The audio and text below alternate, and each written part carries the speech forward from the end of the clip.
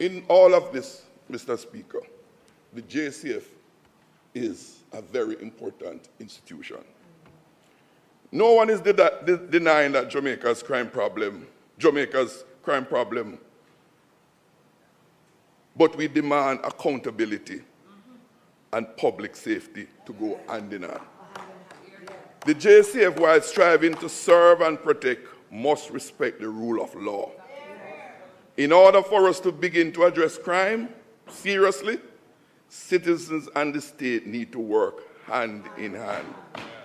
This cannot be achieved if there is a low level of trust between citizens and the JCF.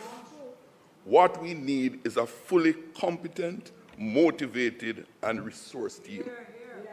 The next PNP government will accelerate the use of body-worn cameras by members of the JCF. Body-worn cameras protect both civilians and officers. If we can justify their use in low-risk situations abroad, we must demand them here, where the risks are life and death. Body-worn cameras are essential to show whether the force used was justified, as well as to protect both lives and truth.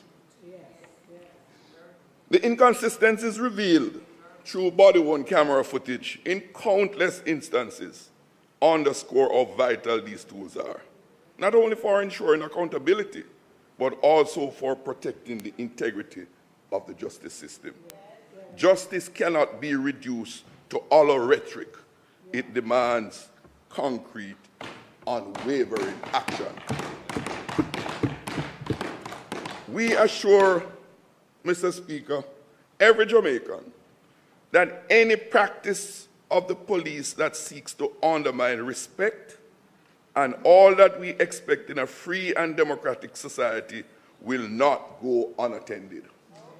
After all, it is the trust and collaboration between the security authorities, inclusive of MOCA and the JDF and others, that is imperative and indispensable in achieving a sustainable, safe, and secure Jamaica. I mentioned earlier the need for a motivated membership of the JCF and others. We note the welcomed increase in the enlistment in the complement of the JCF recently. It has been a long road to get to that level of enlistment. We are also aware that while enlistment has been a challenge, retention was perhaps a greater challenge. In this regard, the next People's National Party administration will prioritize dealing with those issues that will further encourage police officers to remain in the organization.